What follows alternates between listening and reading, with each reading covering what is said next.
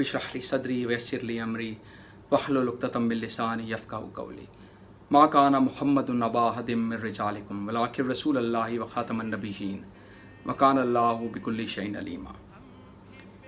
पेशावर की अदालत में, और वो भी एक जज साहब के रूबरू, एक पाकिस्तानी शहरी का कत्ल ये सवाल उठाता है कि क्या इस तरह का मावराए कानून कत्ल पाकिस्तानी कवानीन और बिलखुसूस इस्लाम के इंसाफ के तकाज़ों पर पूरा उतरता है कि नहीं।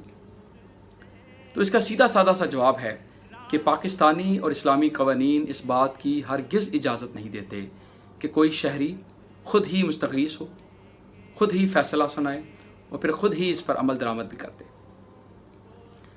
इस्लाम और पाकिस्तानी कानून के मुताबिक फ़ैसला करना और इस पर अमल दरामद करना रियासत का बिला शिरकत गैरे और ख़ुसूसी हक़ है।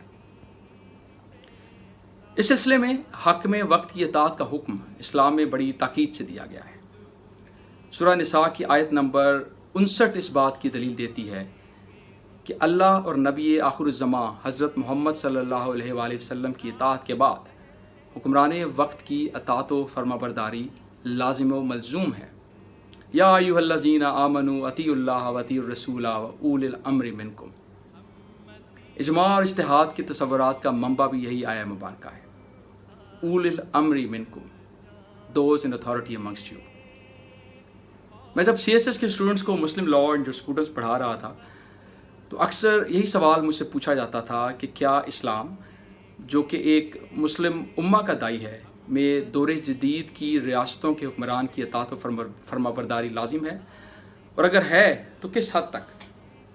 मेरा जवाब इसी आया मुबारका की बुनियाद पर होता था कि हर शहरी पर हुक्मरान वक्त की अताअत लाजिम व मलज़ूम है, मासवाए ऐसे अहकाम के जो इस्लाम के बुनियादी अकायद और रसूलों के मुनाफी हों। वैसे भी हम सब जानते हैं और मानते हैं कि दीन इस्लाम के बुनियादी उसूल हर ज़माने और कौम के लिए यकसां हैं और रहेंगे। ये वो बुनियादी असास है जिसकी वजह से दीन इस्लाम के उसूल और कवानीन हर ज़माने के तकाज़ों और हर माशरे के इक़दार का अहाता किए हुए। तो भला ये कैसे मुमकिन है कि जदीद रियासत और इसके नज़्म व नस्क का सामान इस दीन कामिल में ना हो। इसीलिए इस्लाम हरगिज़ किसी भी रियासत के हाकिम और उसकी बनाए हुए कवानीन की खिलाफ वर्जी का मुतमन्नी नहीं हो सकता, क्योंकि ऐसा करने से अफरा तफरी और सरासीमगी का सा आलम पैदा होगा, जिसका नतीजा एक माशरे की इनफरादी और इज्तमाई तबाही के सिवा कुछ ना होगा। इसी तनाजुर में रियासत के कवानीन और अदालती निज़ाम की पासदारी भी हुक्मरानी वक्त की अताअत व फरमाबरदारी के ज़ुमरे में आती है। लिहाजा न सिर्फ पाकिस्तानी दस्तूर के मुताबिक बल्कि इस्लामी उसूलों के मुताबिक भी पाकिस्तान के तमाम शहरियों पर पाकिस्तानी कवानीन की पाबंदी और अदालती निज़ाम की इज़्ज़त व तकरीम लाजिम व मलज़ूम है। अगर मकतूल ने नबी आखिरुज़्ज़मां हज़रत मोहम्मद सल्लल्लाहु अलैहि वसल्लम की शान में गुस्ताही की जसारत की भी है तो उसके तमाम सबूत अदालत के सामने पेश किए जाने चाहिए थे। अदालती निज़ाम पर किसी किस्म की बेएतमादी भी इस तरह के मावराए कानून और अदालत कत्ल की इजाज़त नहीं दे सकती। इस तरह के दीगर वाक़यात जिनके बारे में अक्सर हम सुनते और पढ़ते रहते हैं का फ़ैसला भी अदालतों में होना चाहिए, ना कि हमारी मर्ज़ी और मंशा के मुताबिक। ये ना भूलिए कि माजी में दर्जनों वाक़यात मिलेंगे जिनमें ज़ाती इनात की बुनियाद पर इस तरह के इल्ज़ामात लगाए जाते रहे। इसलिए झूठ और सच को अलग करने के लिए भी इस तरह के इल्ज़ामात को अदालत में साबित किया जाना ज़रूरी है, ताकि किसी बेगुनाह से ज़्यादती ना हो जाए। हम मौला अली अलैहिस्सलाम का ये कौल कैसे भूल जाते हैं कि गैर मुसलमानों की हुकूमत तो कायम रह सकती है लेकिन जुल्म और बेइंसाफ़ी की नहीं।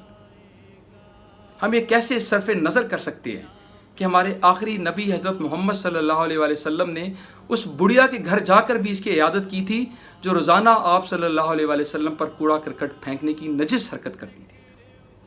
हम ताइफ का वो वाक़या कैसे भूल जाते हैं जिसमें आप सल्लल्लाहु अलैहि वसल्लम पर इतने पत्थर बरसाए गए कि आप सल्लल्लाहु अलैहि वसल्लम का चेहरा अक़दस लहू लुहान हो गया, लेकिन फिर भी आपने अहले ताइफ को माफ़ फरमा दिया।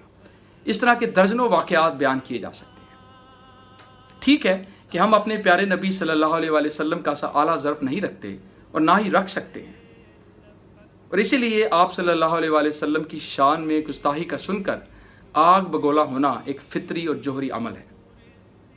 شاید اسی وجہ سے مقتول کی مبینہ طور پر ختم رسالت سے انکار پر ہمارا غم و غصہ اپنی جگہ بچا ہے، لیکن اس کا ہرگز یہ مطلب نہیں ہے کہ ہم اسلام کے بنیادی اصولوں بالخصوص انصاف کے تقاضوں کی دھجیاں اڑا دیں۔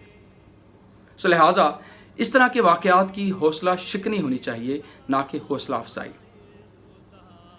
اور وہ بھی اسلام جیسے امن اور انصاف پسند مذہب کے نام پر، جو کہ ہمیں امن کا درس دیتا ہے۔ اس کے نام پر ہم لوگوں پر الزامات لگاتے ہیں اور خود ہی فیصلے کر کے خود ہی ان پر عمل کر دیتے ہیں۔ اسلام اس کی ہرگز اجازت نہیں دے سکتا۔ شکریہ۔